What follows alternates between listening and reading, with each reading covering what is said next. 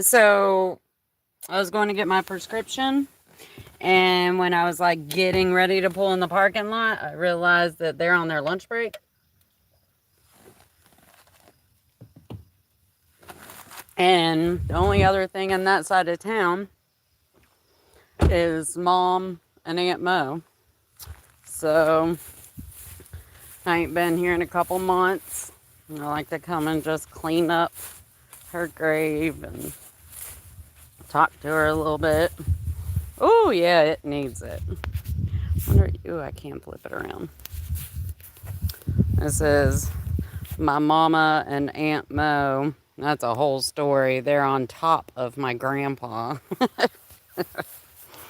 uh, Grandma really has a mind of her own, let me tell you. And she was adamant not letting me make any decisions. This is not what my mother would have wanted at all. But in all reality, golly, that stuff's off like that. In all reality, like, I can't tell you how many times throughout my life, anytime we lived here, which I guess, yeah, um, we moved back here officially when I was 13 and didn't leave again. So, really, since I've had a license and could drive, my mother has, oh, thank God that stone's still there. My mother would end up, she's a bad drunk and drug addict.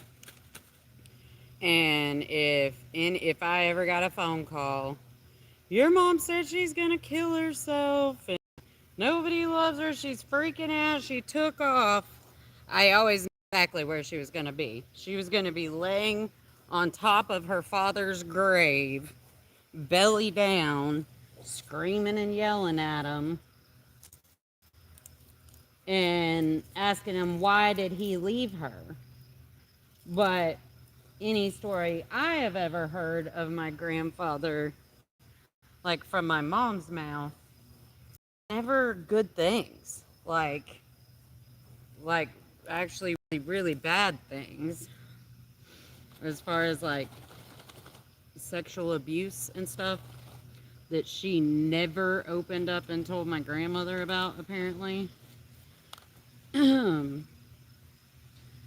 But then when she got drunk, this is always where I would find her.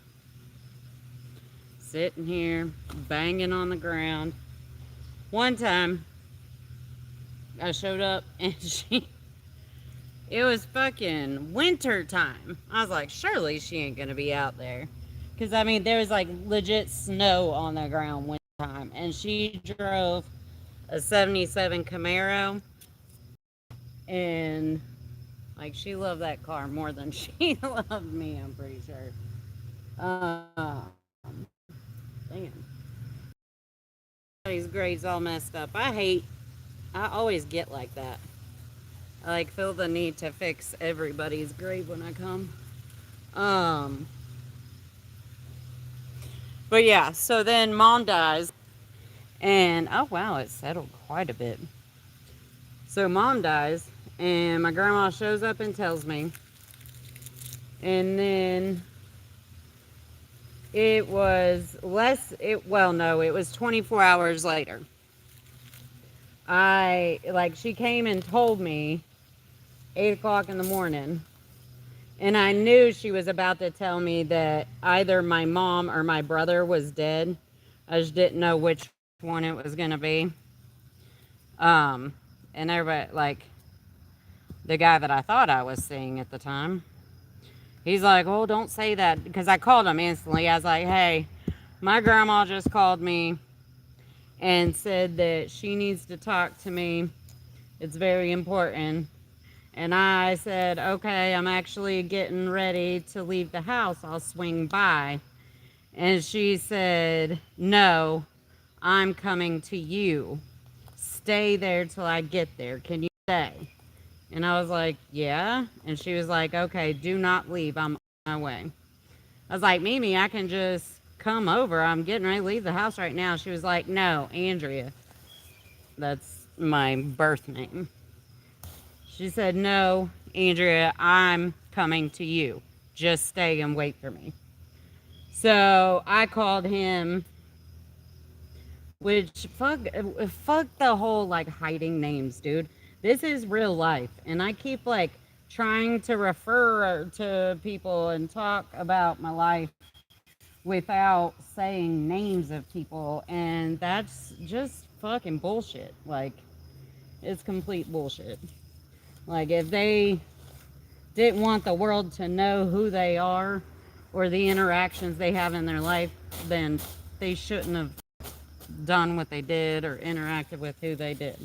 And like, this is my life. And the only way I'm going to heal me with a mother's love, hence the name of my channel. Damn, this thing is. I gotta get a trash bag. Oh, I brought one. Damn, I'm so smart. I gotta clean this amethyst too. The only way I'm gonna be able to heal this and feel like I'm actually doing right by myself and by the world, which it's not like other people matter per se, but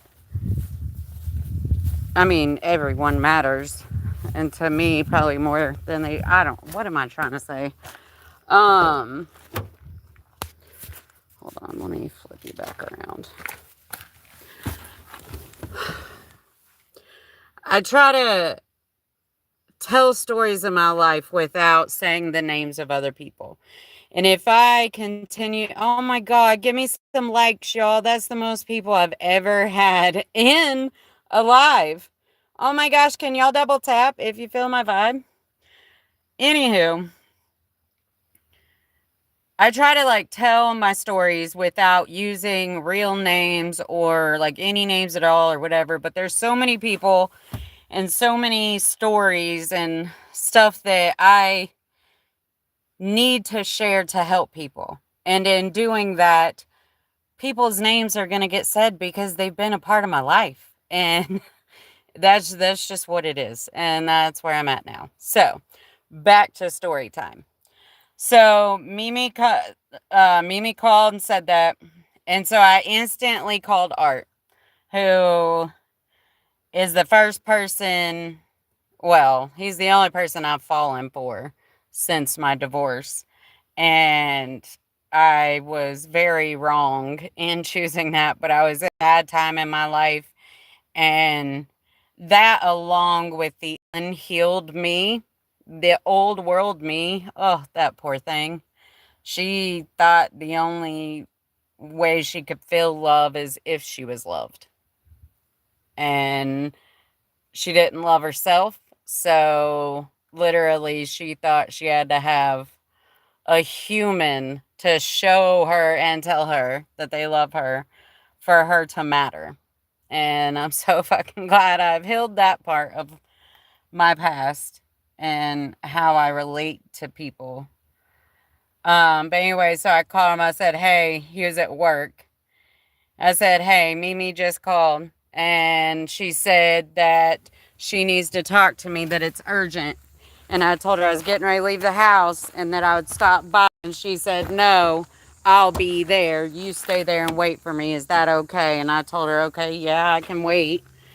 And so she is about to come tell me that Mom or Brad is dead. And he's like, oh, well, hell, don't be saying that. Don't say that. Don't say that, B. And I'm like, no, you're not listening. Like, I know my family. And I know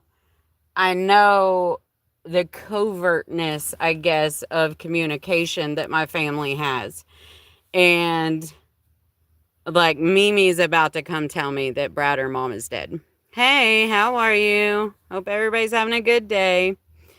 So, yes, well, yes. That loving Jesus and loving myself literally came like in the same breath. I feel like, I don't know. So he's like, okay, well, just call me back as soon as she leaves. So Mimi comes and she knocks on the door, I open the door. She said, hey, Andrea, sit down. I was like, which one's dead? And she looked at me and she goes, well, your mother has passed. and I just collapsed on the couch and lost it. And Mimi hugged me for like 5 minutes, and then she had to go, is what she said. So I called him back and I said, "My mom's dead. My mom's dead." And he said, "I'm leaving work right now." And that man literally, like, that 4 days, I think he stayed out of work for 4 days and did not leave my side and just let me cry and wail or whatever. And like, if I needed to go do something, he would like go, home, take a shower, do whatever, and then meet me back pretty quickly upon me getting back home, because he knows how I get when I'm alone, how I used to get.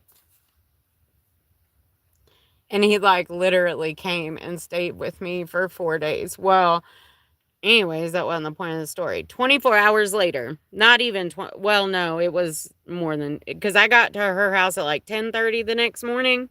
So it had been like 26 and a half hours. And I walk in, my mom's sister, her husband, her brother, and her mom, Mimi, were all sitting at the dining room table. And I walked in and I was like, well, what do we do now?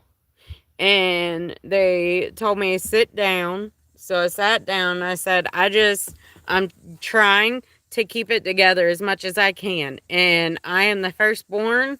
I am her responsible whatever. Like, that's what you always hear, is the firstborn is the one that like deals with everything, or like has the right to say things or whatever. So I was like trying to not do this, which I'm not good at. And so I was like, I just need to know what do I do? Like, I know do I need to go to the hospital?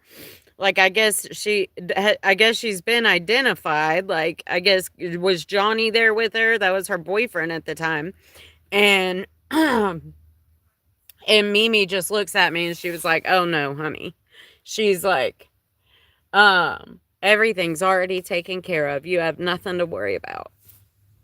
I was like, "Everything? What do you mean everything's taken care of?" And she was like, "Well, everything's been taken care of. Your mom's body was flown to Charlotte already, because she was an organ donor, so they took her corneas, and she's already been brought back here. I've already got her at a funeral home. She's going to Jackson's, and, with us not having very much money, it has been decided that she will be cremated," which is what my mom wanted, and Mimi always swore that we couldn't be cremated or we were going to hell. So that was interesting. And I'm just sitting there like, wait, what? What? Huh? How have you already had my mom's body shipped away and whatever good parts they could find taken, and you've already had her sent somewhere to be burned? And like, that was like the hurt me, and how I communicated, which I now like wish that I could have handled that better. But I was like, "No, Mimi." I was like, she was like, "We've already got the funeral planned, all this shit, like burial, funeral, cremation, organ donor, everything had been done, handled, whatever." And I was like, "Mimi," I was like, "I'm sorry. I know that's your baby, but aren't I the one that makes the decisions? Aren't I the one that's supposed to figure out those things and stuff?" And she goes, "Well, I just didn't think, you've never been really good at handling things." What? So I just figured it would help. And, I just didn't want this to turn out like Melinda's passing, because my mom's sister, they were pretty much twins. They were 11 and a half months apart. They died 10 and a half months apart. And I guess, like, Aunt Mo actually like got buried with my mom on the day my mom did. And so Mimi's thing was that my cousin, which I call my sister, because we're 10 days apart, and it was our moms, and we're the only girls. So, anyways, um, Joanna didn't like have a funeral or memorial or whatever for Aunt Mo yet. Um, for whatever reasons that she had every right to have. But the family very much talked shit behind her back and was not happy with the situation or whatever. So instead of having a talk with me and asking me to asking if they can help me to have the process go faster or something, she just took over and like refused to let me make any decision. She was like, well, as soon as her body's cremated, you can go pick her up. I've already picked out the urn and this and that and the other and all this stuff, but you can go pick her up and you can have a little bit of her before we bury her. So I show up to my mom's funeral. I was like 20 minutes late. We're all always late to everything. Classic me and my mom for sure. Which isn't an excuse, and I don't think the world should halt because I'm late all the time. But this is my fucking mom's funeral. And I'm like, she had 2 kids, and one of them strung out on drugs, and the other one has lost every fucking thing in her life. You're gonna take that? So, anyways, I show up at this funeral that was at my grandmother's church. My mom would have been so pissed. I walk in and the funeral's already started. The whole front row is full of spouses that are married into the family or just friends of my grandma. Whole front rows are full. I walk in with my son and my sister, cousin, and no one gets up. No one tries to get out of the way, move, anything. And I fucking sit down in the second row holding my mom's urn. And we sit down and they're like, they had just got done singing, and the preacher, who is now my grandma's husband, the preacher sitting there preaching and literally did not mention my mom's name for 45 minutes into the funeral. And then they, quickly mentioned her name, and then who she's preceded by, they said my name wrong. They said my son's name wrong. Both of my sons' names wrong, I'm pretty sure. And one of them's named Isaac. And it's in the fucking Bible. Like, are you kidding me? And then went right back into so, as soon as he went right back into preaching after he said the stuff, I was sitting there and I was like, I can't. And Rowan's sitting beside me and he's got his hand on my lap and he's like, Mom, it's okay. Just breathe, Mom, just breathe. And I said, I can't. He's like, what do you want to do? And I was like, I just can't. And that's all I could say. And then my sister's on the other side of Rowan and she says, ask your mom what she needs. Rowan said, what do you need? I said, I got to get out of here. And he turned to Aunt Joanna and he goes, Mom's got to go. We got to go. And Joanna said, you tell her we're standing up with her. And as soon as he said that, I stood up. Rowan stood up. Joanna stood up. And I had my mom's urn. And we walked out. And I stayed in the parking lot and waited for people to come out, like, thank them for coming and showing their love or whatever. But, like, not one of, like, literally none of my mom's people that were people her whole life or, like, my whole life, like, no one came down from New York. That's where we're from. Apparently, Mimi told everyone from New York that, well, Y'all were just here, or y'all are coming soon, so there's no need to come for the funeral. What gives a person a right to make every fucking decision like that?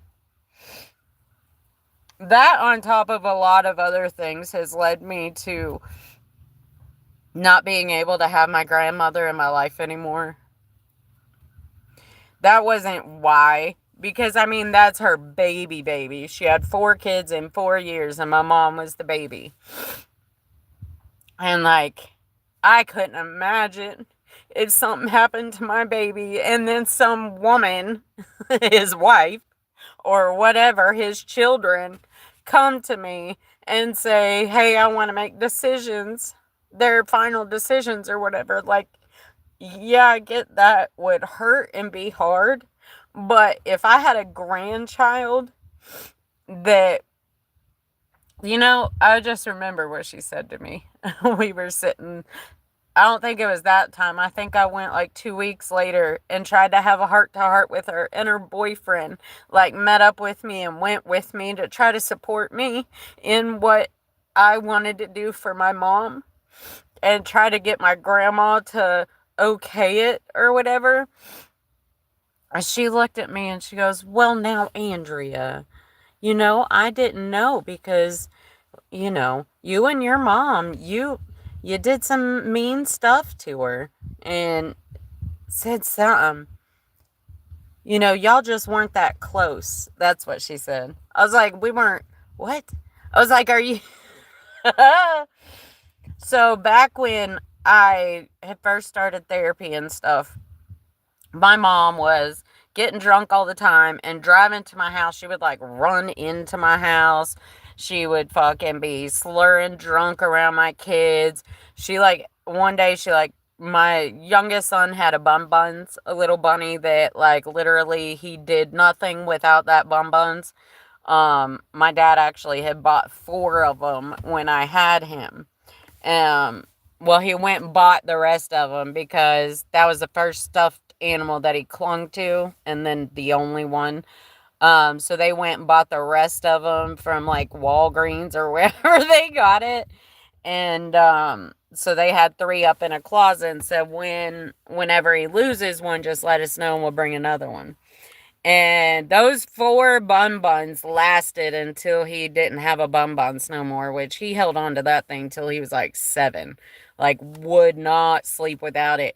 He had it, he would always like rub its ear until it formed a hole, and then he would have his thumb through the hole and be sucking his thumb with the bun buns dangling. Like, oh my God, he loved that fucking thing. I still have it in a box somewhere. But anyways, um, trying to remember what my actual point was. I don't know. I probably covered it. Yeah. Uh, you're probably not even here anymore, but I have a message that says, see, you will never be alone in Jesus. And I'm telling you, oh, I wish I would have known that. People said it all the time, but I felt so alone my whole life, and I never understood how people could feel togetherness with something that they couldn't touch, I guess. And having faith in something that you can't see. That stuff was like so unfathomable to me until the past few years. And the more research, really, the more research I've done into the connectedness of things in nature, like the mushrooms, the fungi, and how like literally the fungi connects every single tree and plant to each other, and they like they'll shoot what each other needs through to help them stay healthy and all the things and stuff. The more I learned about that, I think that was the avenue that spirit was able to use to be able to come into me and show me that they've always been with me and that we're all together always, and that love and compassion and togetherness is what matters. And one day I am going to find humans that feel that way too. But yeah, I don't know. Maybe that was a cohesive conversation. Hopefully. I think I'm done. All right. I hope y'all are blessed. And I hope if you have pain and you did not have a mother's love when you were a child to help you feel love and help guide you in the right ways in this world, then I hope maybe one of my stories or one of my actions for myself, something, I hope I'm able to help you heal. Because I am healing myself with a mother's love.